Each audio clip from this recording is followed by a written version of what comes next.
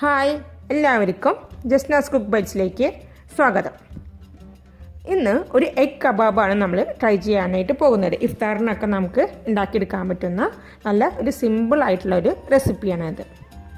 അതിന് വേണ്ടിയിട്ട് നമ്മളിപ്പോൾ ഇവിടെ 2 വലിയ പുഴുങ്ങിയ ഉരുളക്കിഴങ്ങ് എടുത്ത് വെച്ചിട്ടുണ്ട്, 3 മുട്ടയും പുഴുങ്ങിയെടുത്ത് വെച്ചിട്ടുണ്ട്. ഇത് കൂടാതെ ഇതിലേക്ക് വേണ്ടത് കുറച്ച് മല്ലിയില ചെറുതാക്കി അരിഞ്ഞത്, കുറച്ച് പച്ചമുളക് ചെറുതാക്കി അരിഞ്ഞത്, 2 സവോള ചെറിയ സവോള എടുത്തു വെച്ചിട്ടുണ്ട്. പൊടികളായിട്ട് വേണ്ടത് 1 ടേബിൾ സ്പൂണോളം മുളക് പൊടി വേണം, 1 ടീസ്പൂൺ മഞ്ഞൾപ്പൊടി, 1 ടീസ്പൂൺ ഗരം മസാല, 1 ടീസ്പൂൺ ഉപ്പ്. ആദ്യം നമ്മൾ ഒരു പ്ലേറ്റ് എടുത്ത് വെച്ചിട്ട് ഇതുപോലെ നമ്മൾ ഉരുളക്കിഴങ്ങ് പുഴുങ്ങിയെടുത്തിട്ടുള്ളത് ഗ്രേറ്ററിലിട്ട് നന്നായി ഒന്ന് ഗ്രേറ്റ് ചെയ്തിട്ട് എടുക്കണം. അല്ലെന്നുണ്ടെങ്കിൽ നമ്മൾ കൈ വെച്ചിട്ട് നന്നായിട്ട് ഉടച്ചെടുക്കണം. പക്ഷെ നല്ല തീരെ കട്ട ഉണ്ടാവാൻ പാടില്ല. നമ്മൾ നല്ല മഷി പോലെ ആയി കിട്ടണം നമ്മുടെ ഈ ഒരു പൊട്ടറ്റോടെ ഇത്. അപ്പോൾ നമ്മൾ ഗ്രേറ്ററിലിട്ട് ഗ്രേറ്റ് ചെയ്ത് കഴിഞ്ഞാൽ ഈസി ആയിട്ട് നമുക്കത് നല്ല പൊടിയായിട്ട് കിട്ടും. അതിനുശേഷം നമുക്ക് പുഴുങ്ങിയെടുത്ത് വെച്ചിട്ടുള്ള നമ്മുടെ മുട്ടയും കൂടിയിട്ട് ഒന്ന് ഗ്രേറ്റ് ചെയ്ത് ചെയ്യാം. അല്ലെങ്കിൽ കൈ വെച്ചിട്ട് നന്നായിട്ട് പൊടിച്ചെടുത്താലും മതി. ഞാനിപ്പോൾ ഗ്രേറ്ററിലിട്ട് ഗ്രേറ്റ് ചെയ്യുന്നേ ഉള്ളൂ. അപ്പോൾ നമ്മൾ മുട്ടയും ഗ്രേറ്റ് ചെയ്തെടുത്തു. ഇനി നമുക്ക് അതിൻ്റെ കൂടെ നമ്മൾ എടുത്ത് വെച്ചിട്ടുള്ള തൊലി കളഞ്ഞ് വെച്ചിട്ടുള്ള സവോള ഉണ്ടല്ലോ അതും കൂടിയിട്ട് ഇതുപോലെ ഗ്രേറ്റ് ചെയ്യുക. അല്ലെന്നുണ്ടെങ്കിൽ നല്ല പൊടിയായിട്ട് എരിഞ്ഞെടുക്കണം. അപ്പോൾ അത് നല്ലത് നമ്മൾ ആ ഗ്രേറ്ററിലിട്ടിട്ട് തന്നെ ഗ്രേറ്റ് ചെയ്യുന്നതാണ്. അതിനുശേഷം നമ്മളൊരു മിക്സിംഗ് ബൗൾ എടുത്ത് വെക്കുക. അതിലേക്ക് നമ്മൾ പുഴുങ്ങി ഇതിന് ശേഷം ഗ്രേറ്ററിലിട്ട് ഗ്രേറ്റ് ചെയ്ത് നല്ല പൊടിയാക്കി വെച്ചിട്ടുള്ള ഉരുളക്കിഴങ്ങ് ഇട്ട് കൊടുത്തു. അതിനുശേഷം മുട്ടയും സവോള ഗ്രേറ്റ് ചെയ്തതും കൂടിയിട്ട് നമ്മൾ അതിലേക്ക് ചേർത്തു.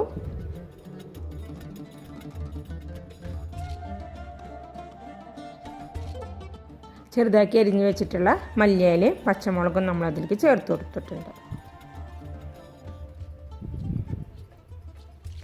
പൊടികൾ ആയിട്ട് എടുത്ത് വെച്ചിട്ടുള്ള മുളക് പൊടി, മഞ്ഞൾപ്പൊടി, ഗരം മസാല, ഉപ്പും ചേർത്ത് കൊടുത്തു. ഇനി നമ്മൾ ഇതിലേക്ക് കുറച്ച് ചെറുനാരങ്ങ നീര് ഒഴിച്ചു കൊടുക്കണം. ഞാനിപ്പോൾ ഒരു വലിയ ചെറുനാരങ്ങയാണ് എടുത്തിട്ടുള്ളത്, അപ്പോൾ അതുകൊണ്ട് അതിൻ്റെ പകുതി ഒഴിച്ചു കൊടുക്കുന്നുള്ളൂ. ഇടത്തരം സൈസുള്ള ചെറുനാരങ്ങയാണെന്നുണ്ടെങ്കിൽ ഒരു ചെറുനാരങ്ങ നമ്മളിതിലേക്ക് നീര് നമ്മളിതിലേക്ക് ചേർത്ത് കൊടുക്കണം. അതിനുശേഷം കൈ വെച്ചിട്ട് ഇതെല്ലാതും കൂടി ഒന്ന് നന്നായിട്ട് മിക്സ് ആക്കുക. ഈ സമയത്ത് നമുക്കിതിൻ്റെ ഉപ്പും എരിവൊക്കെ ഒന്ന് നോക്കാം. വേണമെന്നുണ്ടെങ്കിൽ നമുക്കത് ഈ സമയത്ത് അഡ്ജസ്റ്റ് ചെയ്തിട്ട് കൊടുക്കാം. അതിനുശേഷം കൈമൊരിത്തിരി എണ്ണ ആക്കിയിട്ട് ഇതുപോലെ അതിന് കുറച്ചെടുത്തിട്ട് നമ്മൾ കയ്യിലിട്ട് നന്നായിട്ട് ഉരുട്ടുക ആദ്യം. അതിനുശേഷം നമ്മൾ കൈയിൻ്റെ അടിയിൽ വെച്ചിട്ട് ഇതുപോലെ പരത്താം. വല്ലാതെ കനം കുറയ്ക്കാനായിട്ട് പാടില്ല കേട്ടോ. ഇത്തിരി കട്ടിയിൽ തന്നെ വേണം നമ്മളിത് ഇതുപോലെ കൈയിൻ്റെ അടിയിൽ വെച്ചിട്ട് പരത്തിയെടുക്കാനായിട്ട്. ഇതുപോലെ കുറച്ചായിട്ട് അതിൽ നിന്നെടുത്ത് നമ്മളിതുപോലെ ഒന്ന് നന്നായിട്ട് കൈ വെച്ച് ഒന്നുകൂടി ഒന്ന് മിക്സാക്കി ഉരുട്ടിയിട്ട് അങ്ങനെ പരത്തി എല്ലാതും ഷേപ്പ് ചെയ്തിട്ട് എടുക്കണം. അടുത്തതായിട്ട് നമുക്ക് ഇതിലേക്ക് ആവശ്യമുള്ളത് കുറച്ച് ബ്രെഡ് ക്രംസ്, 2 മുട്ട അടിച്ചത്, പിന്നെ കുറച്ച് വെളുത്ത എള്ളാണ്. വെളുത്ത എള്ള് തന്നെയാണ് ഇതിന് നല്ലത് കേട്ടോ. ഇനി നമ്മൾ എടുത്ത് വെച്ചിട്ടുള്ള വെളുത്ത എള്ള് ആ ബ്രെഡ് ക്രംസിലൊന്ന് ഇട്ട് കൊടുത്തിട്ട് കൈ വെച്ചിട്ട് ജസ്റ്റ് ഒന്നതൊന്ന് മിക്സ് ആക്കുക. അതിനുശേഷം നമ്മൾ ഷേപ്പ് ചെയ്ത് വെച്ചിട്ടുള്ള നമ്മുടെ കബാബ്സ് മുട്ടയുടെ അടിച്ചെടുത്തതിൽ ഒന്ന് ജസ്റ്റ് ഒന്ന് ഡിപ്പ് ചെയ്യുക. അതിനുശേഷം ബ്രെഡ് ക്രംസിലിട്ടിട്ട് നന്നായി ഒന്ന് കോട്ട് ചെയ്തിട്ട് എടുക്കുക. ബ്രെഡ് ക്രംസിലിട്ട് കോട്ട് ചെയ്യുമ്പോൾ അതിൻ്റെ സൈഡിലൊക്കെ ആവാനായിട്ട് പ്രത്യേകം ശ്രദ്ധിക്കാനായിട്ടാണ്. നന്നായിട്ട് അതിൻ്റെ സൈഡിലൊക്കെ ബ്രെഡ് ക്രംസ് കൊണ്ട് കോട്ട് ചെയ്തിരിക്കണം. അപ്പോൾ നമുക്കിതുപോലെ ഓരോന്നായിട്ട് ആദ്യം മുട്ടയിലിട്ടിട്ട് ഒന്ന് ഡിപ്പ് ചെയ്തിട്ട് എടുക്കുക. അതിനുശേഷം ഇതുപോലെ ബ്രെഡ് ക്രംസിലിട്ട് കോട്ട് ചെയ്തിട്ട് നമുക്ക് മാറ്റി വെക്കാം.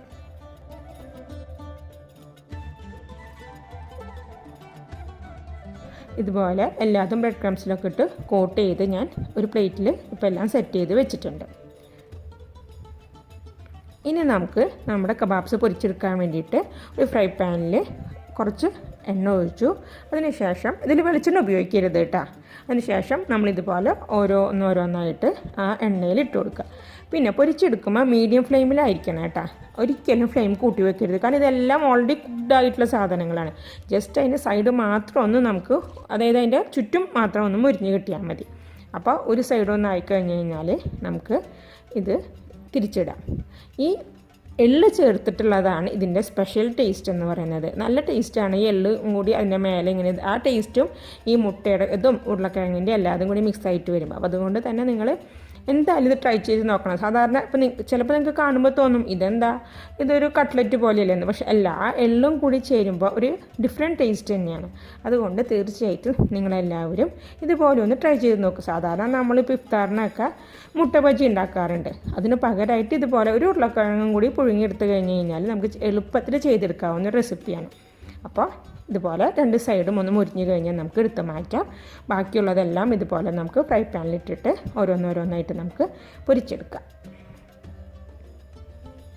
അപ്പോൾ തീർച്ചയായിട്ടും നിങ്ങളെല്ലാവരും ഈ ഒരു റെസിപ്പി ഒന്ന് ട്രൈ ചെയ്തിട്ട് നോക്കണം. എല്ലാവർക്കും ഇഷ്ടമാവും. പെട്ടെന്ന് നമുക്ക് ഉണ്ടാക്കിയെടുക്കാനായിട്ടും പറ്റും. അധികം ഇൻഗ്രീഡിയൻസ് ഒന്നും ആവശ്യമില്ല. അപ്പോൾ നിങ്ങളെല്ലാവരും ഇത് ട്രൈ ചെയ്ത് നോക്കുമെന്ന് വിശ്വസിക്കുന്നു. എൻ്റെ ഈ ഒരു വീഡിയോ കണ്ട എല്ലാവർക്കും താങ്ക് യു സോ മച്ച്.